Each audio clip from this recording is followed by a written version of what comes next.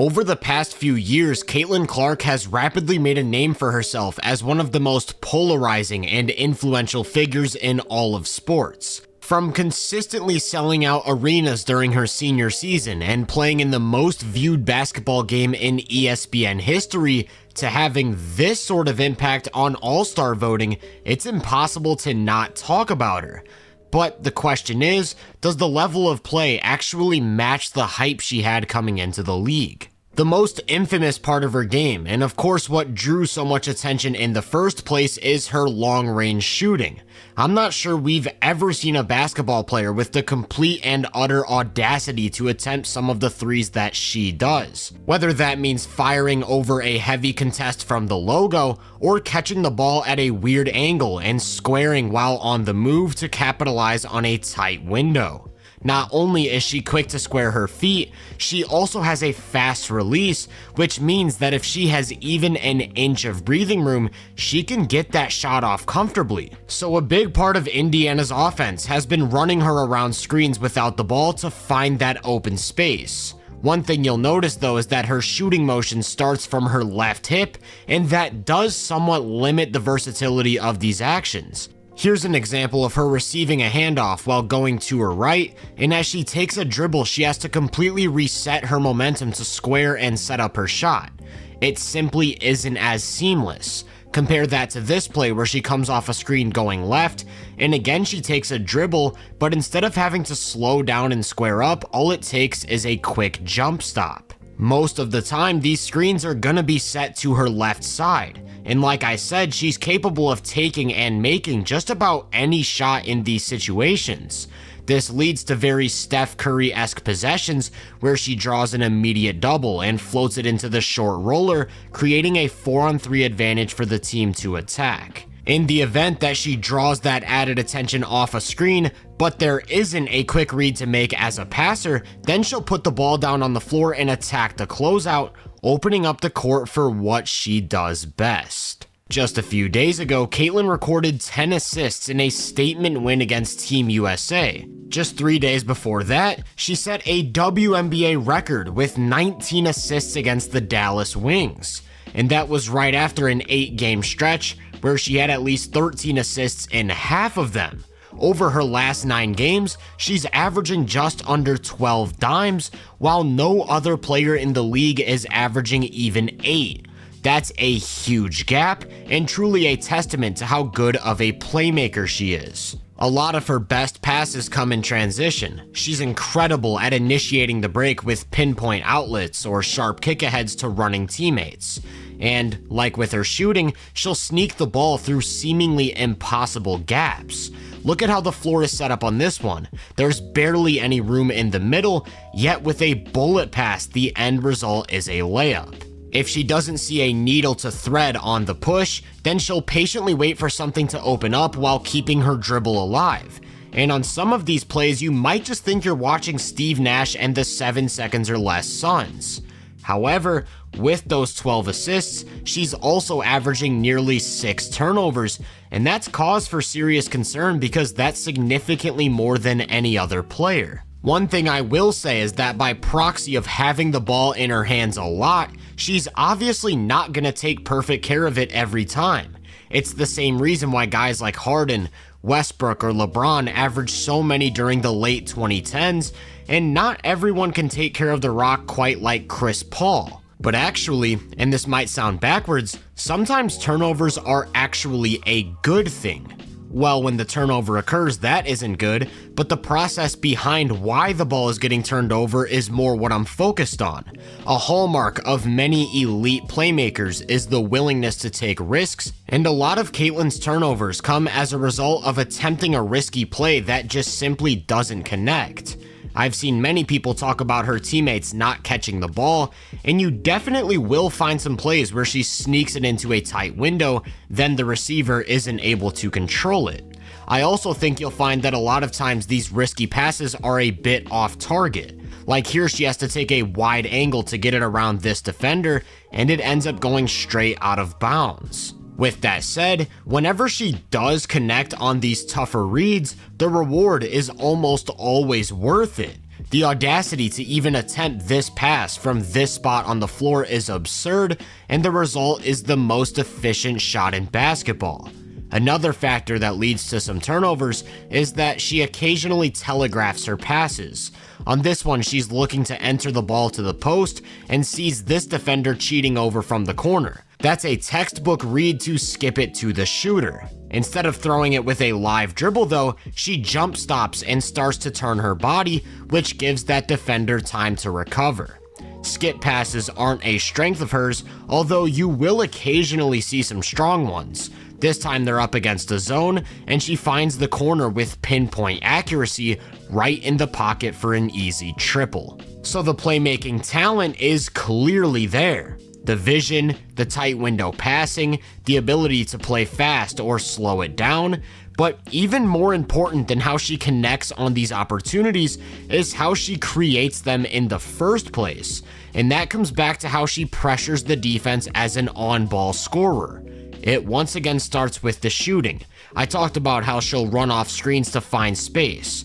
Nearly half of her threes are unassisted though, meaning that she is self-creating a decent amount of outside shots. She's got a smooth transfer of energy getting the ball off the floor and into a jumper. Like I mentioned, she's got unlimited range, so she's a threat to pull the trigger as soon as she crosses half court.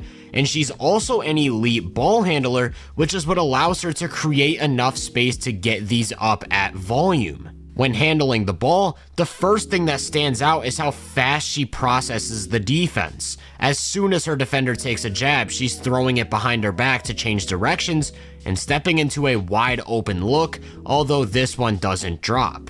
This time it's in transition where she threatens a drive before pulling back, which actually snaps some ankles, and with all the time in the world to set her feet, again she doesn't convert. The reason I think it's important to show the misses is that on the season she's only made about 33% of her threes. We're not talking about some uber efficient shot. I will say that a lot of these are tough looks, so it's not like she's just missing a bunch of open threes, but sometimes that comes as a result of her own shot selection because she's no stranger to taking really questionable shots in transition or early in the shot clock. However, that comes back to the audaciousness. Every single person in the arena knows that Caitlin is willing to take those types of threes, and everyone knows that she'll make some, and that alone applies so much pressure. So she demands attention right when she crosses half court, then she can weaponize the pull-up threes, here hesitating before throwing it between her legs to start a drive as she takes it to the house. I mentioned that she's a remarkable ball handler. Here's another one where a quick change of direction sends her defender to the floor with nobody left to prevent her from walking into a layup. Her go-to move is that behind the back we saw earlier.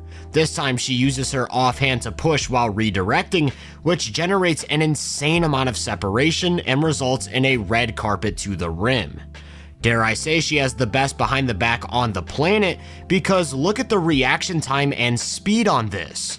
Then when a second defender commits to the ball, she's got an easy pass to the wing for a wide open triple. She's really good at starting and stopping and is willing to initiate contact on these drives, which when paired with the sharp handle allows her to consistently knife her way down the lane.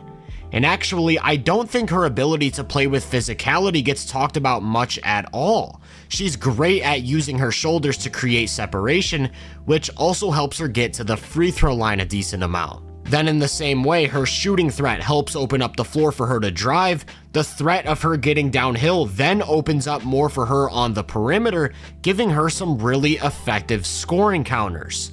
Like I said, she's really good at starting and stopping. So when it looks like she's about to drive, she can slam the brakes, then cross back to her left to get into her shooting motion. All she needs is an inch of breathing room. And even more importantly than the craftiness of her handle is how secure it is. It's always on a string, which means that she's comfortable keeping it alive in even the tightest quarters, which plays a big role in her ability to create for teammates. I made the Steve Nash comparison earlier because she absolutely loves taking the Nash dribble. That's when you get under the basket, and instead of looking for a quick pass or layup, continue moving across the lane with the ball to freeze the defense.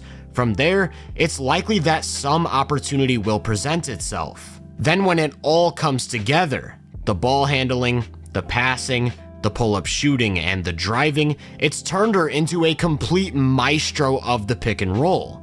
If she comes off that screen and the big is even half a second late getting out to the level, she's pulling up for a jumper every single time. And if the big isn't late, well, the rest of the defense has to execute to perfection, because if not, her roller is walking into some more easy points at the rim. Or she's getting into the defense herself. Like I said, she's comfortable handling through tight gaps, such as splitting a double, and the defense is right back to dealing with her drives. Not only does the big have to do everything right to not give up a jumper or driving lane, the point of attack defender has to make sure she uses the screen. If the big is up at the level and Caitlyn's able to reject it, there's nobody left to protect the paint. Once again, you see that famous Nash dribble as she patiently waits for a cutter to open up. Ideally, the defense wants a possession to look like this: her defender forcing her to use the screen, the big getting out to not give her any sort of scoring angle, and getting the ball out of her hands. That way the roller also has to be a decision maker, although it's now coming with a numbers advantage. This brings me back to that Steph Curry comparison from earlier. The defense is so stressed about her scoring that they're willing to give up an automatic 4-on-3 advantage, to which her teammates just have to capitalize by making the right plays downhill. And she can get the ball to the roller pretty much every time. When the big jumps out in a hedge on this one, she's looking for the shovel pass but can't quite find a gap to sneak it through. So she waits for the roll to materialize before instead floating it over the top to create an open layup. The key here is patience. She knows that the big is going to react to anything she does, and she'll use that to her advantage to make them commit, which then creates the opening for those sharp passes to the roller. There's really only one gripe I have with her pick and roll attack, and it's something that I think could determine her ceiling as a scorer. Outside of the occasional floater, she really doesn't have much of an in-between game at all and can sometimes struggle playing at different speeds.